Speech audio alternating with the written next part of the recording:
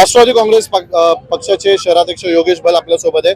खरं तर आज आपण पाहतोय शेवटच्या क्षणी आपल्या उमेदवारांना एबी फॉर्मचं वाटप करण्यात आले। उमेदवारांनी अर्ज देखील दाखल केला। साधारण किती उमेदवारांनी अर्ज भरले? राष्ट्रवादी काँग्रेस पक्ष अजित पवार गटांकडनं साधारणतः 108 ते 110 लोकांनी फॉर्म भरलेला आहे गटातर्फे। आणि आम्ही शरद पवार आदरणीय शरद पवार साहेब यांना 17 ते 18 सीट सोडलेल्या आहेत। त्यात 2 वॉर्ड आहेत मैत्रीपूर्णसाठी त्यांना दिले। एकंदरीत आपण पाहतोय तुम्ही ज्या वॉर्डचं नेतृत्व करतात त्या वॉर्डमध्येच सुलक्षणा शिलवंती देखील येतात। त्या ठिकाणी त्यांना जागा सुटलेली नाही, तिथं मैत्रीपूर्वक लढाई होतीये।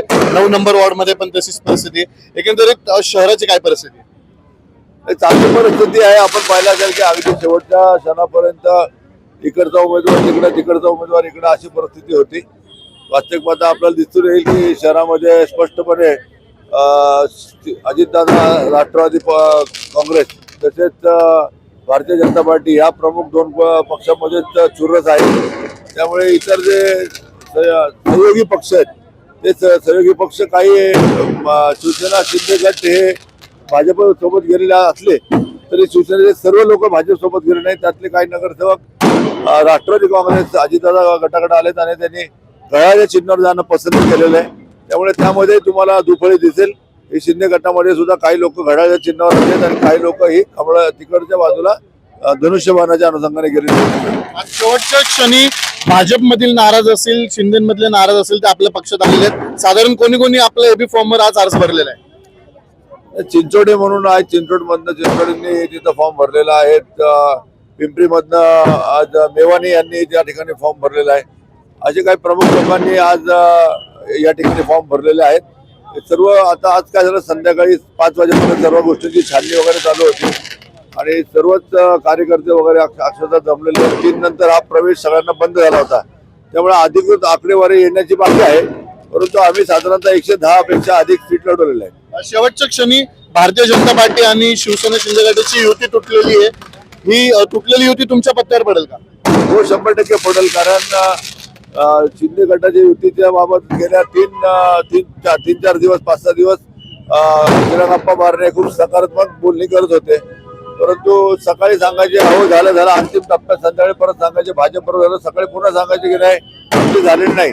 त्यामुळे ते दुविधा मनस्थितीमध्ये होते आणि ह्या दुविधा मनस्थितीमुळे त्यांच्या कार्यकर्त्यांमध्ये सुद्धा संभ्रम निर्माण झाला।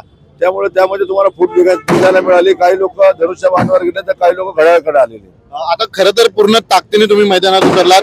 सर्वच जेवढे उमेदवार तुमचे त्यांना एबी फॉर्म मिळालेला अर्ज भरलेला आहे। खरं तर तुमचा पॅनल जो आहे आता तिथून आपण पाहतोय प्रचाराची रॅली सुरुवात करण्यात आलेली आहे। एकंदरीत कसं पाहता आता भारतीय जनता पार्टी ठाम आहे, 100 पारचा नारा दिलाय। महापौर आमसोनार तुम्ही कसं पाहता?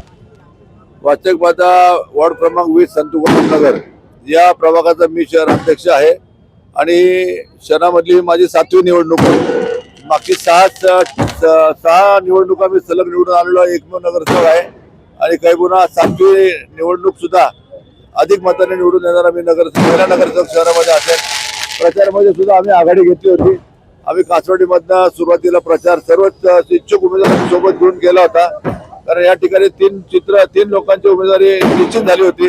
4था महिला उमेदवारासाठी हा आतापर्यंत खाटोटेप चालू होता आणि आज शेवटी यावर शिक्कामोर्तब झालेला आहे।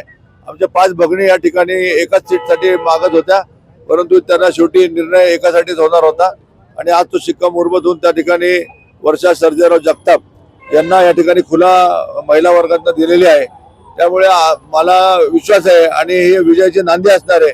या कासरवाडीच्या ऐतिहासिक नगरीमध्ये संत तुकाराम नगर महाराज पुणित झालेल्या संत तुकाराम नगरपासून आम्ही विजयाची नांदी करतोय। ही सुरुवात आहे आमची 4 या ठिकाणी उमेदवार हे प्रचंड बहुमताने निवडून येतील हा माझा विश्वास आहे।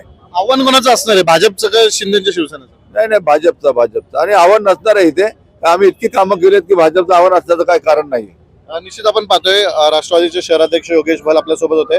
खरं तर त्यांच्या सर्वच उमेदवारांनी या ठिकाणी आता एबी फॉर्म भरून अर्ज देखील दाखल केलेला आहे। राष्ट्रवादी शरदचंद्र पवार पक्षाला देखील त्यांनी सोबत घेतलेलं आहे आणि काही ठिकाणी आपण पाहतोय मैत्रीपूर्वक त्या ठिकाणी लढाई आहे। मात्र जो भाजपने दिलेला 100 पारचा नारा आहे त्याला राष्ट्रवादी काँग्रेस ब्रेक लावते का, आता हे देखील आगामी काळात पाहणं महत्त्वाचं ठरणार आहे।